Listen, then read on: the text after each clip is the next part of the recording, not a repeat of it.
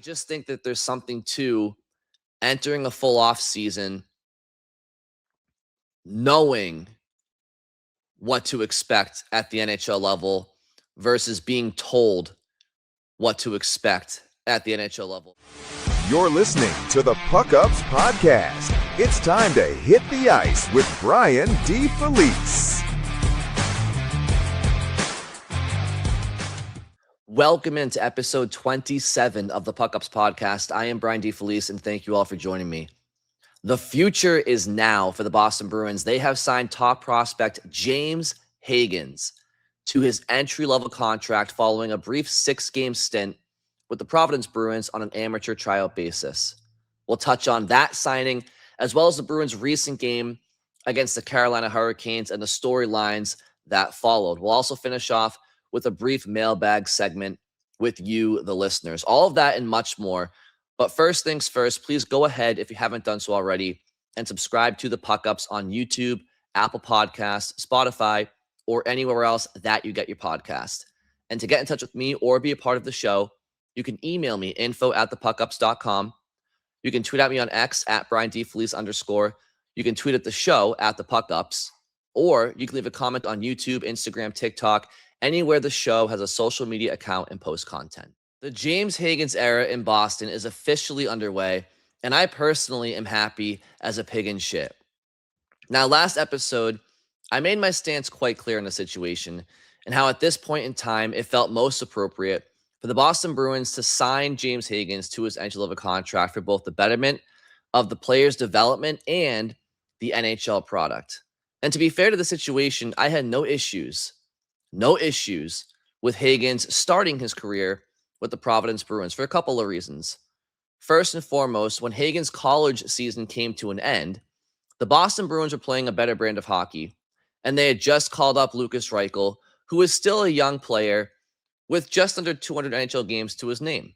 And Reichel provides speed and skill, and he gave a spark to Morgan Geekie and Elias Lindholm at the time of his call-up.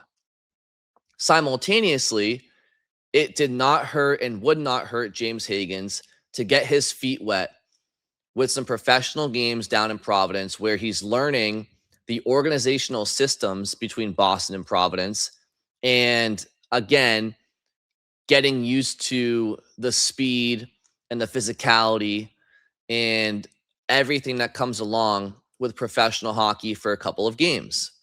No issues with it. But as time has gone on, in his 6 games, while not exactly being Wayne Gretzky out there, James Hagens still exemplified that he has the hockey IQ, the speed, the skating, the edge work, the hands, the playmaking ability to continue his development at the next level, that being the National Hockey League. I know he didn't light the world on fire with point production in his 6 games in Providence, but as I said last episode, I believe he was playing far better than the production would indicate, and I still think that he was the best player, at least the best forward for the Providence Bruins, by and large, during his 6-game sample size. As for the Boston Bruins, they are currently in the middle of a 4-game losing streak where they went 3 consecutive games with a total of 3 goals prior to their loss in Carolina, which is a whole different array of issues. But they have so many forwards who have been offensively invisible now for the better part of a month. And I read off a lot of those totals. Mark Kastelik, Tanner Jeannot, Sean Corrali, all with 0 points in their last 11 games now. Mikey Eyssimont, Alex Steeves with 2 and 3 points respectively in their last 10 individual games. Marat Husnudinov and Fraser Minton with 4 points each in their last collective 11 games. And Minton and Husnudinov, they're awesome. I think they're great young players, and I'm not saying that to pick on them. I only raise the point because a lot of Boston's middle 6 forwards, bottom six forwards, and extra forwards have not been doing anything offensively for quite some time, let alone Morgan Geekie, who finally got back in the goal scoring column against Carolina and in a big way. And we'll get to that a little bit later on. But the Boston Bruins, they could use the spark of James Hagens' skill set, and James Hagens could use the NHL to further his development. I mentioned the importance of being able to go into this summer having first-hand experience of what it's like to play at the NHL and getting those firsts out of the way. That first shift, that first turnover, that first hit, that first shot, that first point, goal or assist, or hopefully both. Playing in front of the home crowd, understanding how quickly time and space goes away at the top level, knowing how demanding the top level is, how structured it is, and how difficult it is to create offense and score at the highest level. For him to know these things firsthand, heading into a full summer of training and preparing, to me, is invaluable.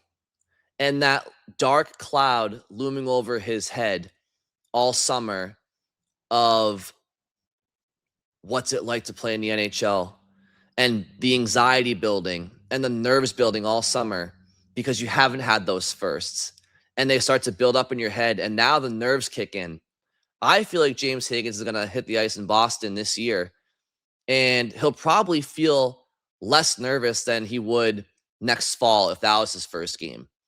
I just think that there's something to entering a full off season,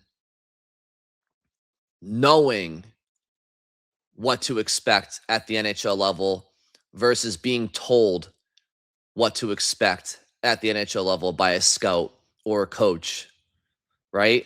Or somebody in player development. That firsthand experience to me is invaluable at the NHL level. And because he has the skill set and the smarts to develop at the NHL level, I think it makes the most sense. And this team, this Boston Bruins team, they are running on fumes right now. They've been playing over their skis for much of the season, pretty much all season. Their reward at the trade deadline, and rightfully so, was that nobody got traded away. But the Bruins were not buyers. Sure, you brought in Lucas Reichel for a 6th-round pick. Okay. But the Bruins locker room did not get the bump that most playoff aspiring teams and playoff position teams at trade deadline time get, right? Most playoff teams, they get a rental ad here and there. But the Bruins organization, that's not their goal right now, nor should it have been. They should not have been adding rentals at the deadline. All I'm saying is, us as fans and analysts, we all know that, but the players in the room, they don't care. They want a bump, right? So their bump was nobody getting traded away, but they never got that bump of added ammunition into the room. And I just feel like heading down the stretch here with a handful of games to go, the Bruins, to me, seem like a team that's fatigued. They seem a bit deflated. You know, you could look at the Bruins season as a Bruins player from a macro perspective. Try saying that 10 times fast. A macro perspective, and say to yourself, hey, we got 4 games to go and a 99% chance of making the playoffs. Most people counted us out. Most people had us as a bottom 5 team, bottom 10 team. And yet here we are with a week to go in the season, and we are all but officially a playoff team. If you look at it that way, maybe their spirits should be higher.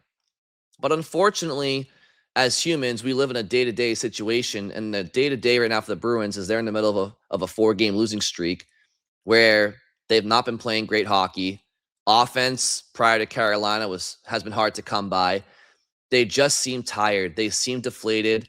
They seem a bit defeated and uninspired. And it shouldn't be that way. When you consider where they are in the standings with how little games to go and where they're expected to be, they should be happy. They should be excited to go for a fun playoff run here and try to shock the world, but their vibes are low.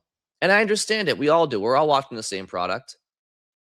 And we'll get to it in a little bit because I want to play some sound from David Pasternak and Morgan Geekie after the Carolina game to kind of exemplify that tone that I'm speaking of. Insert James Hagens.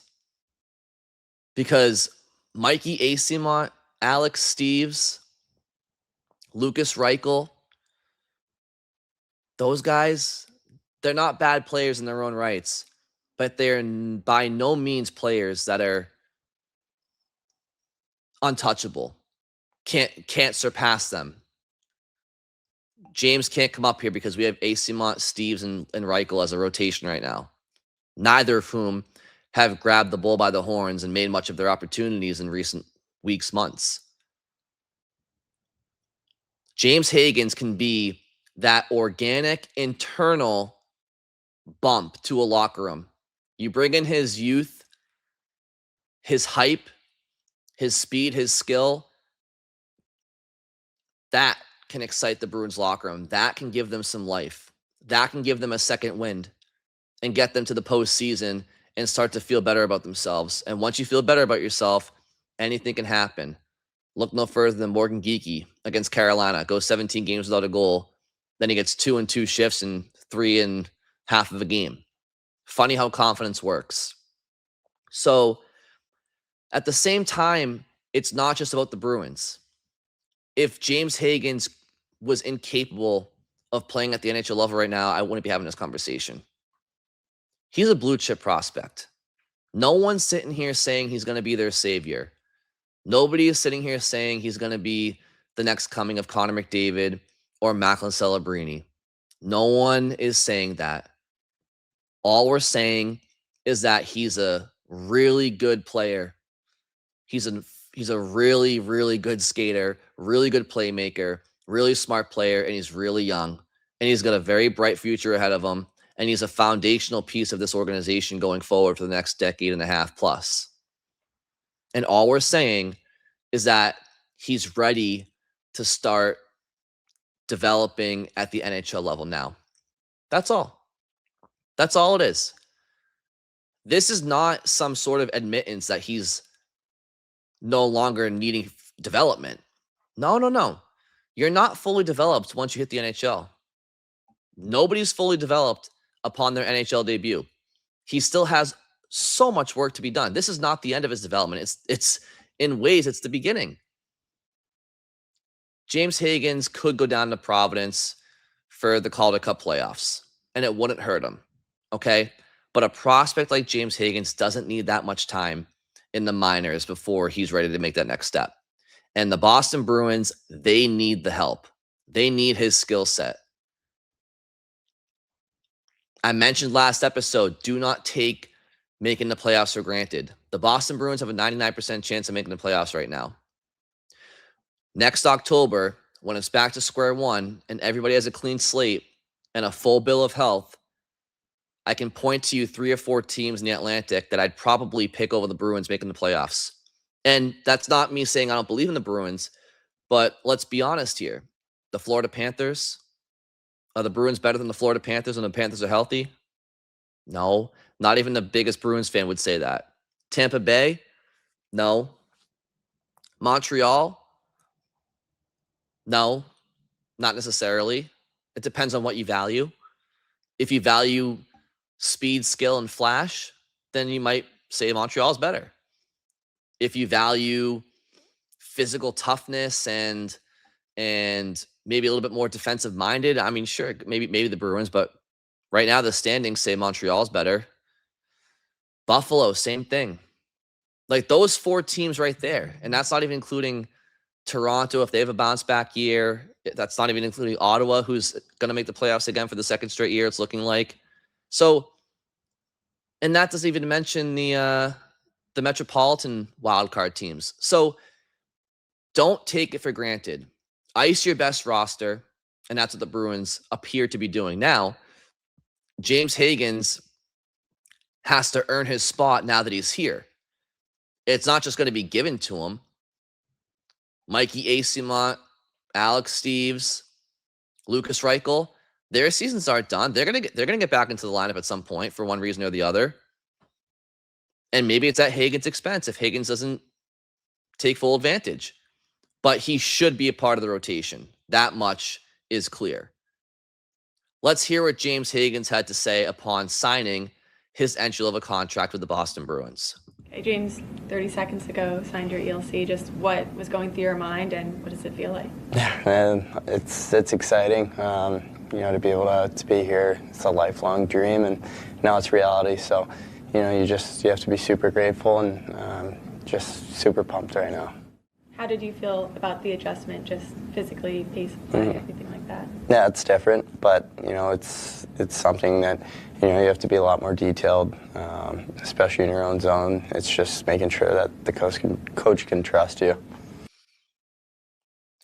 Well, we'll see if Marco Sturm trusts James Hagens, and honestly, I don't think he won't. I think James is a very smart player. You see a lot of chatter online about the fear that he's going to be a turnover machine. I mean, if you've watched James Hagens or scouted him or read up on him at all, he's not some all offense, no defensive responsibility type player. He's a smart player. He's not going to be just because you're young doesn't mean you're just going to be a turnover machine. He's going to make turnovers. Every player makes turnovers. The best players, the best defensive players also once in a while make turnovers. Okay. Turnovers are part of the game. They're unavoidable. I think people overblow the term turnovers like they're completely unavoidable. Of course, you can limit them and mitigate them, but turnovers happen. And it's not James Hagens' player profile to be a turnover machine. He's a smart player. He's a very smart player. I'm not sure if sometimes people read articles or they listen to certain talking heads and hear certain comparisons and get this image in their mind of what a player is and haven't really watched them or learned much about them. But James Hagens is not some irresponsible turnover machine. Part of what his strengths are is that he's smart. He's a center iceman. He's a natural center iceman. Center icemen are not trained to be irresponsible. Centers have to be the most responsible players on the ice. So I think sometimes Hagens gets some sort of bad rap that he's an all offense guy and he's just going to be turning the puck over, trying to go behind his back or through the legs. And that's not the case. Yeah, there'll be some learning moments, but part of his skill set is his hockey IQ and his smarts. So I don't expect him to be just coughing up pucks. I just don't. It may happen here and there, but it's not going to be his MO. Okay. Now, somebody else brought up to me online recently, how effective can he be if he's playing sheltered minutes at the NHL level, as opposed to playing heavy minutes in the AHL playoffs in all situations. And to that, I said, well, I don't know where you're getting sheltered minutes from because it's pretty subjective. Do I think James Hagens will be relied upon in key clutch defensive moments in Boston? No, but I don't see him having any more sheltered minutes than any other Bruins forward who plays a regular 5-on-5 shift and is on one of the power play units. So he might not be on the ice when it's a 6-on-5 situation for the opposition with the goalie pulled to preserve a lead. He might not be on the ice for that, but I think he's going to be a regular 5-on-5 shift with power play time. Call it 15, 16 minutes a night. Call it 14 to 16 minutes. Maybe not 18, but maybe 14, 15 minutes a night. I don't think that's not 10. That's not fourth line minutes. Now, speaking of his usage, what are some line combinations that you would like to see? I'll give mine quickly. I'd like to see Hagens with Minton and Husnudinov. I know I don't like Elias Lindholm with Morgan Geekie. I just don't like that combination. But you know what? It kind of feels like in that room, it might be what Pasternak wants. Pasternak probably wants to play with Geekie and Lindholm because they're all around the same age. They're all core guys, and they're all being paid to be top players for Boston. And I think Minton, Husnudinov, and Hagens, I think they all have speed, skill, and smarts, and a maturity beyond their years. I think that line could actually be really strong for Boston. That could be a really fun line. I think they play off each other really well. I'm not so sure I want to see Hagens with Elias Lindholm, at least right now. And I know Elias Lindholm's a relatively safe guy to make your debut with on a line. He's not gonna be out of position. He's gonna be a pretty sound guy. So that's that. But offensively, I think Elias Lindholm would probably be a bit of an anchor because I think they have contrasting playing styles, which isn't always a bad thing. I mean, look at Milan Lucic and David Krejci. One guy was hard on the forecheck and put guys to the glass, and the other guy put a puck, into a phone booth for passes, but they were good line mates. So I'm not saying that, but I think Hagens, Minton, and Husnudinov could be a really fun line. Then you have your second line of Zacha, Middlestad, and Arvidsson's been one of the best lines in hockey all year. And then Morgan Geekie got his hat trick last game against Carolina, which we'll get to in a second here. So hopefully that gets him going now. Pasternak had 2 primary assists on those goals. So if you have Pasternak and Geekie going at the same time, Elias Lindholm can just kind of be a beneficiary of that, do well in the faceoff circle, be sound defensively, and get involved when he can offensively. So that's what I would like to see. What about you? What are some line combinations you would like to see? We'll find out soon enough at practice on Thursday morning. So if you're watching this after that, we'll probably already have reports on what the lines were, but that's what I'd like to see. Minton, Hagens, Husnudinov. The real kid line, right? Let's move along here to quickly go over the Bruins game against the Hurricanes. Boston now has lost 4 games to start the month of April, and they get off to a 1-0 lead on Hampus Lindholm. But to me, Carolina just really dictated a lot of play in that second period.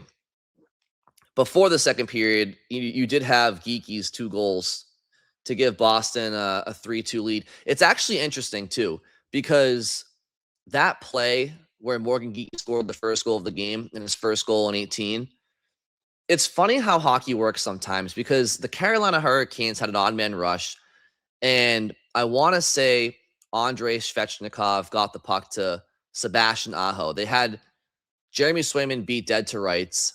The Bruins defense were all beat dead to rights, and for some reason, Sebastian Aho wasn't able to get off his shot. I think he fanned on it, but it was a wide open net. And instead of being a 3-1 lead for the Hurricanes, the puck goes the other way. And next thing you know, it's Pasternak to Geekie, and it's 2-2. So what a swing of events for Boston and for Morgan Geekie. Massive goal for Geekie. I had mentioned in episodes past, and I mentioned online, that confidence is a funny thing. When you have the weight of a 10, 15, 20 game goal drought and you're a goal scorer, everything seems to not go in. Everything goes against you. But once you get that first one, the dam breaks, and all of a sudden you feel 100 pounds lighter out there and you feel more confident. And I said against Philadelphia, if Morgan Geekie can find a way to get one, that 2, 3, and 4 are going to follow shortly thereafter. Now, I didn't know that it'd all be in the same game, but it's a tale as old as time. It always happens. If someone's in a huge drought, the second they snap it, all of a sudden things start going in left and right. So imagine Morgan Geekie going 17 games without a goal, and then he gets 2 goals in 2 shifts. And he's got a hat trick by the end of the second period. So that's big for Geekie, big for the Bruins to get going. One of the negatives in this game was the play of Jeremy Swayman. Now, Swayman looks tired to me. I think he's been maybe overused. I don't know. Maybe it's psychological. But whatever the case may be, I didn't like his game against Tampa Bay. That goal that Darren Radish scored with 5 minutes to go, 101 times out of 100 needs to be stopped. So I didn't like the end to his game against Tampa Bay, and I did not like his game in Carolina. Clearly, he got pulled after getting up 5 goals through the first half of the game. And some of the shots were from distance, which he struggled with this year at times. Some of the other shots, they just needed to be saved. The Bruins team in front of him sucked. Don't get me wrong, especially in the second period. I mean, prior to Morgan Geeky's hat trick goal, which was later on in the second period off a great shift by that line, the first 17 minutes of the 16 minutes of the second period, it was a game of keep away for Carolina and give away for Boston. It was ugly. The Bruins could not handle Carolina's pressure. They go too hard a lot on the forecheck. Their third forwards oftentimes anticipating where the puck's going to go, and they just attack. They don't stop moving their feet. They're relentless. Credit to the Carolina Hurricanes. It's why they are greater than the sum of their parts. Okay, so Boston finds themselves down 5-3. Morgan Geeky's hat trick goal brings them within 1 to close the second period. And then in the third period, it's Pavel Zacha cracking the 30-goal mark for the first time in his career, and he ties the game 5-5 for Boston. Eventually, the game goes to overtime, where Jacob Slavin, who, by the way, is a fantastic defensive defenseman. I think he's probably the best defensive defenseman in the game today. USA Hockey fans have gotten accustomed to him in the last couple of years. He's not in the biggest market in Carolina. Very underrated defensive defenseman, but he got his first goal of the year. So not his offense isn't his forte, but he's a really strong defensive defenseman, old school defensive defenseman. He gets the win for Carolina, and the Bruins come away with the loser point, 2 points in their last 2 games, both overtime losses. Better than nothing, but after the game, hearing from some of the Bruins players, they just seem dejected. And I'll tell you what I mean. Let's go to Morgan Geeky first. Morgan Geeky had a 17-game goal drought, and he gets a hat trick. And this is him after the game. You get 3 for yourself and feel like you can finally exhale? Yeah, I mean, I've said it before. It's always nice, but on days like today, it doesn't really mean anything, right? So, sure, from mentally, I guess, yeah. But I don't know. It feels like you come in here. It doesn't matter if you scored 6 goals, So it's just one of those things that losses like that are tough to swallow for sure. Now, I know they just lost the game, so I don't think Morgan's supposed to be laughing or shooting the shit all happy and Nelly, but it just didn't really feel like there was a lot of relief in his voice. And I kind of expected to hear that. And so that was noticeable to me. The drought he was in was agonizing, I'm sure, for him and for Bruins fans watching. I wanted nothing more than for Morgan Geeky to finally get a goal. You could tell how much it was bothering him. He was constantly changing his tape, changing his sticks. Like he was really feeling it. I just thought that you'd hear a little bit more, not excitement because they lost, but a little bit more relief, a little bit more personality. I didn't really get that from that interview. The energy seemed low. They seemed down in the dumps.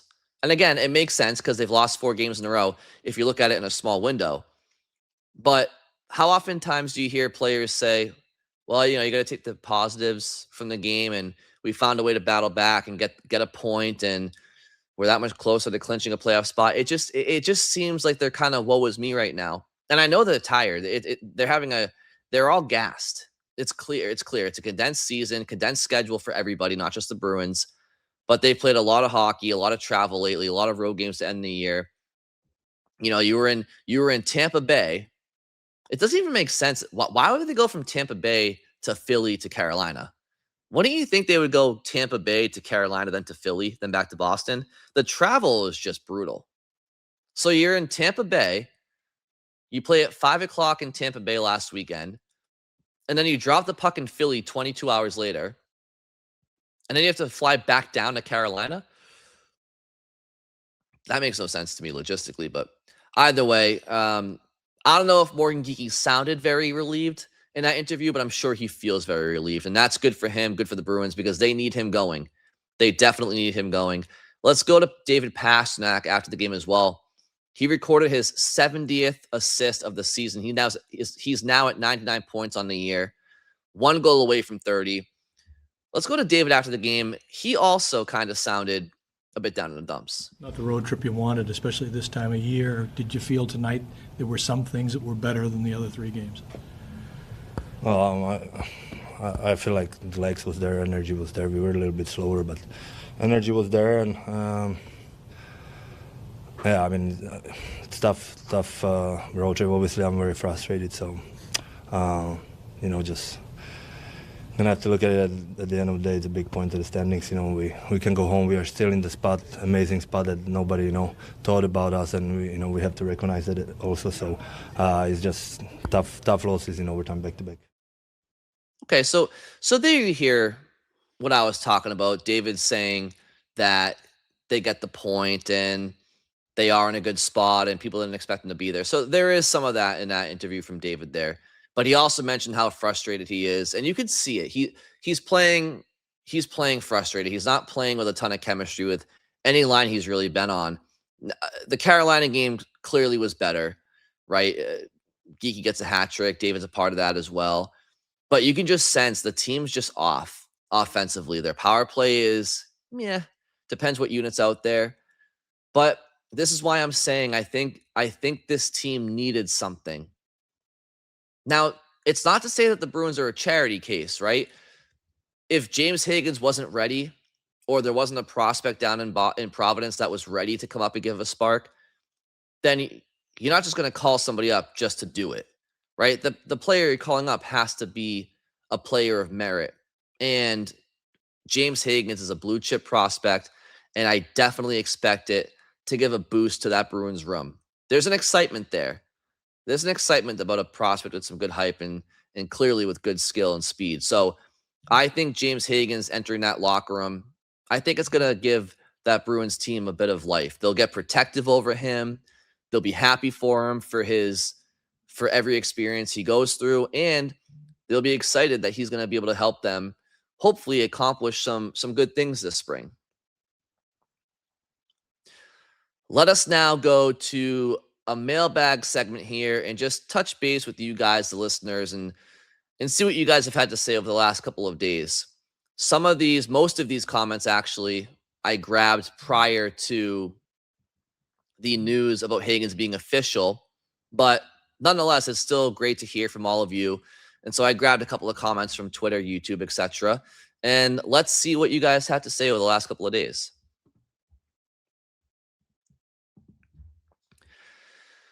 Let's go to Sean D on Twitter. Sean says, Bruins put up a stinker tonight with 3 full days until Saturday. Tampa Bay matinee. Hagens heading up tomorrow a.m. Well, Sean, you were definitely on the right track there. Hagens is going to be in Boston Thursday morning. And of course, you predicted this before the news was official. So if I were you, Sean, I would try to play the lottery next chance you can. Rogue1_13 on Twitter says, perfect time for Morgan to get hot. Yeah, absolutely. Like, we need this Bruins team to have production outside of the second line, outside of David Pastrnak.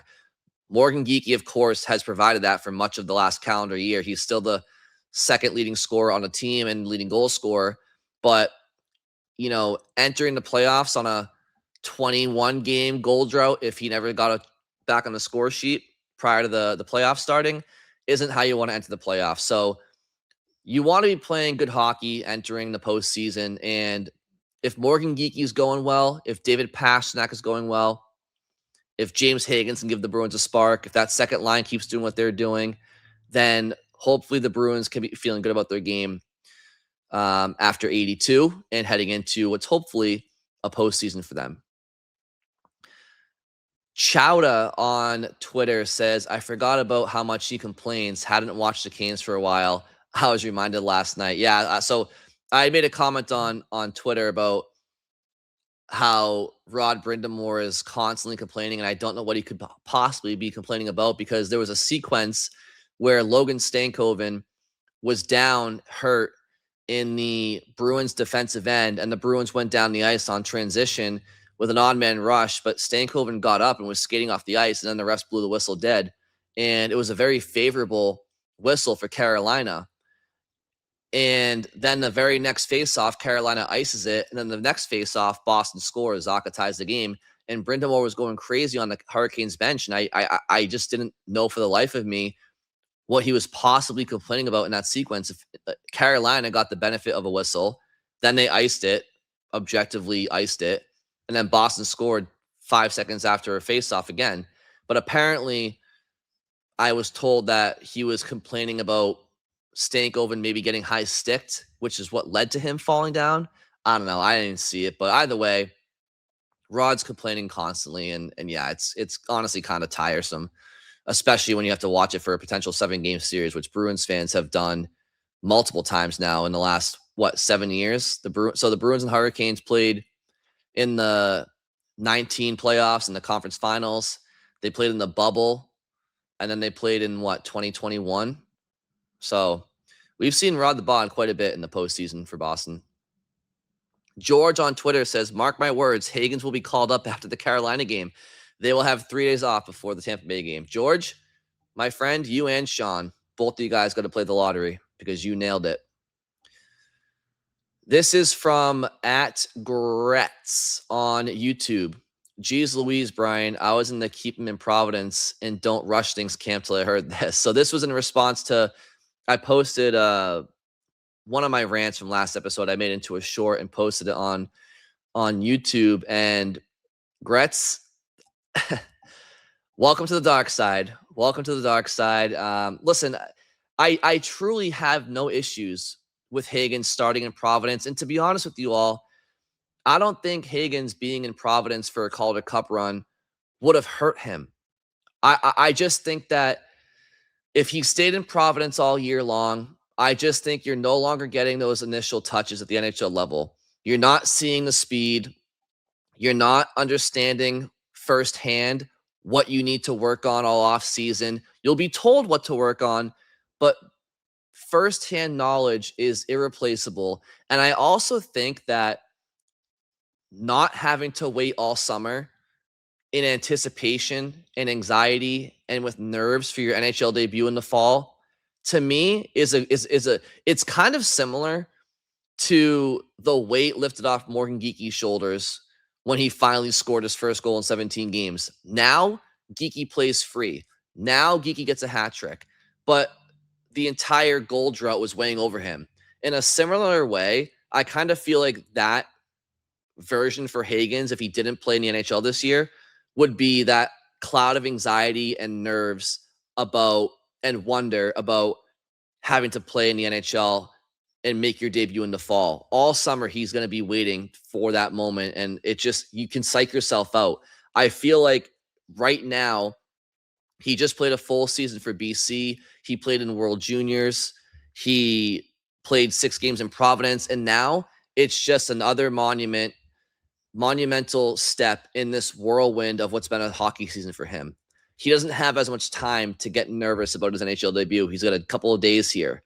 And I just feel like being able to experience the play and the speed and the demanding style and physicality and structure of the NHL, having that knowledge for a hockey mind like Hagens with a skill set like Hagens all summer to know what that's like personally, I think will do him wonders, even if he doesn't have a great start. Like, if he doesn't have many points in Boston this year, I still think it's beneficial for him. But what about if he does have a great start in Boston? I just think he's going to hit the ground running next year because of this experience, regardless of how many points he puts up or doesn't put up in the next couple of weeks or months. Ron Adam on Twitter says, tough call. What is better for his development? It may be a long run in the playoffs of Providence playing first and second line minutes. Yeah, Ron, listen, it's not a no-brainer.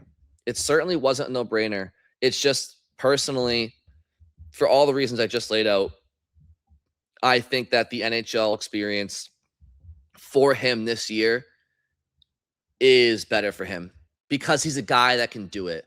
He's a prospect that can translate his skills. His skills can transcend to the NHL right now. I think being the guy in Providence, I think there's a lot of merit to that for a playoff run. But again, you're talking about zipping it around with Patrick Brown for a couple of months. Like, it's not, I don't think it's a situation of he's going to play 25 minutes a game for Providence, but 8 for Boston.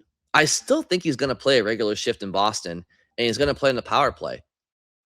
So I think he's going to get more minutes in Boston. And I'm not trying to put words in your mouth here, Ron. You aren't saying that he's going to play 8 or 10 minutes. But for those people out there who feel like he's going to play in Boston and play fourth line minutes, I don't believe that's going to be the case at all. I expect him to play probably around 14 minutes a night, 14, 15 minutes a night, 5-on-5 shifts and power play time. He won't be penalty killing, and he won't be on the ice preserving a lead most likely in the final minute of a game. But everything outside of that, I think he's going to play a regular shift. We'll see. Stay Well on Twitter says, leave him in Providence. I feel he will have a deeper playoff experience with them. He's not a difference maker for the Bruins at this moment. Well, Stay Well. I hope you're well with today's recent news. I don't think it's fair for people to say he's not going to be a difference maker for the Bruins. What does difference maker mean? Because to me, a difference maker doesn't mean savior. But can he be better than Alex Steves? Can he be better than Lucas Reichel? Can he be better than Mikey Eyssimont? Yeah, I think he can be, and I think he will be. And right now, if we're honest about this right now, the Boston Bruins have one line going. They have a second line. The fourth line's been offensively invisible. Not that that's their key job, but for what it's worth, they've done nothing offensively for the last month plus. The first line, what's been the first line? David Pastrnak has been playing with different line mates off and on for like 2 months now. The only line that's been consistent has been the Zacha line, Zacha, Middlestad, Arvidsson. So if James Hagens enters the lineup, and let's say he plays with Minton and Husnudinov, and they click, well, bam, now you got a real third line. And if Geekie and Lindholm and Pastrnak are going, well, bam, now you get another top line. So don't underestimate the impact that Hagens can have in terms of allowing every line to fall into place.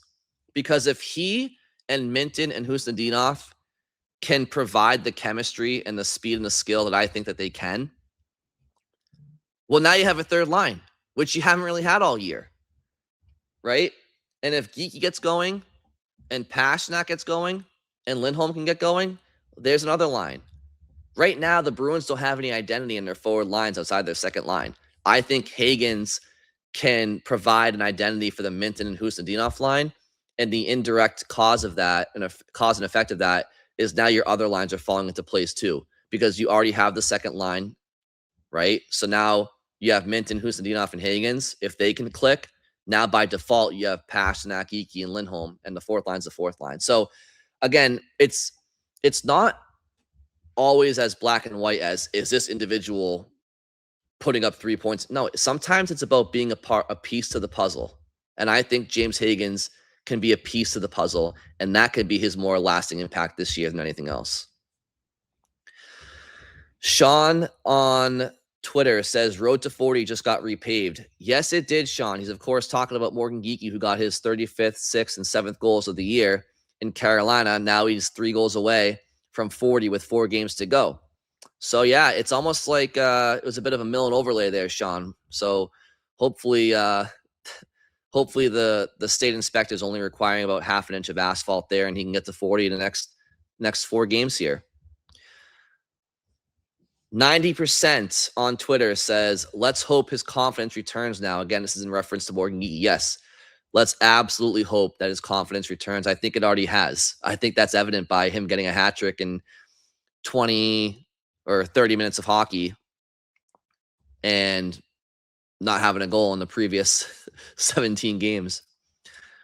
At Boston Unofficial GM on Twitter. If you want money, you go to the bank. If you want groceries, you go to the store.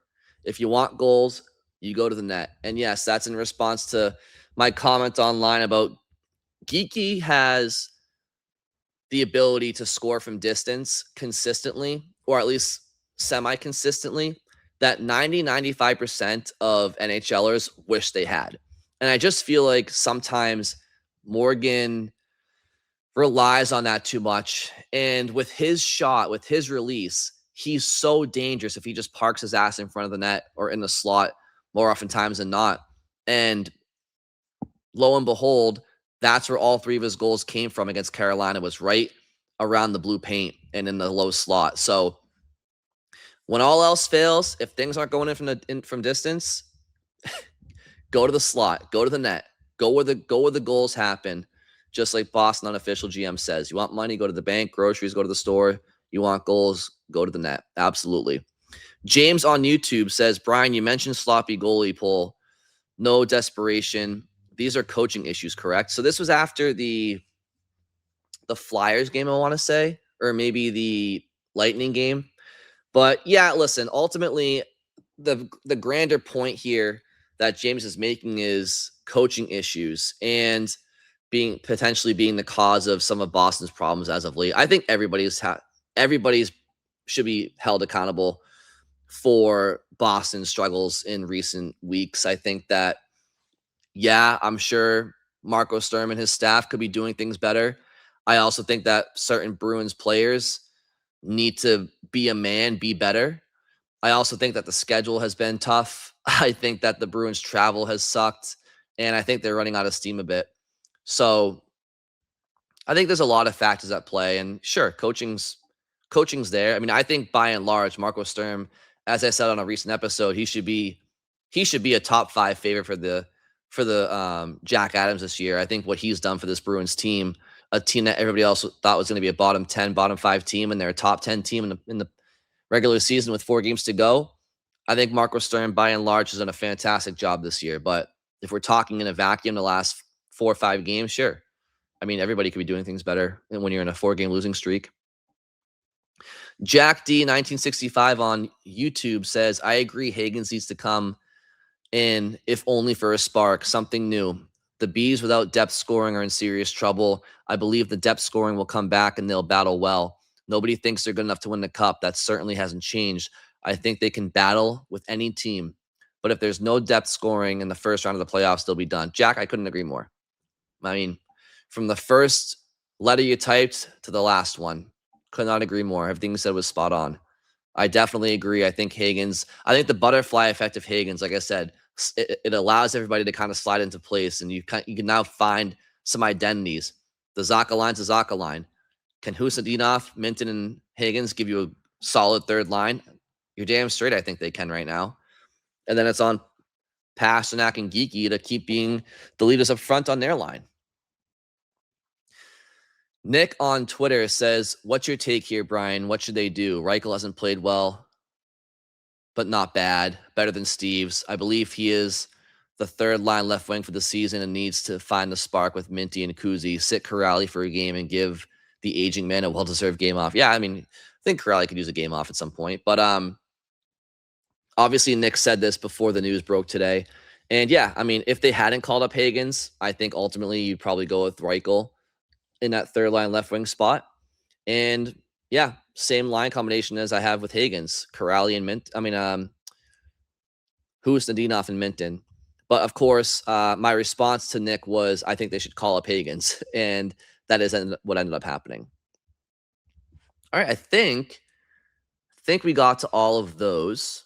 So thank you all very much for submitting your questions. I really do appreciate it. It's been an interesting couple of weeks here since Hagens came into the fold when his season ended.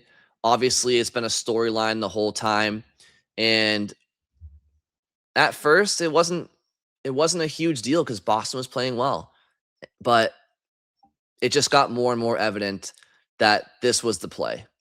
So The great news for everybody else is that now he's a Boston Bruin, and we can no longer have to sit here and talk about this. When will they sign him? Will they sign him? Because quite frankly, I was running out of thumbnails and captions. I was not looking forward to more James Hagens ELC talk. Now he's signed. Now we can move on. Thank the Lord. Thank you all very much for listening, and I will talk to you later this week. Take care.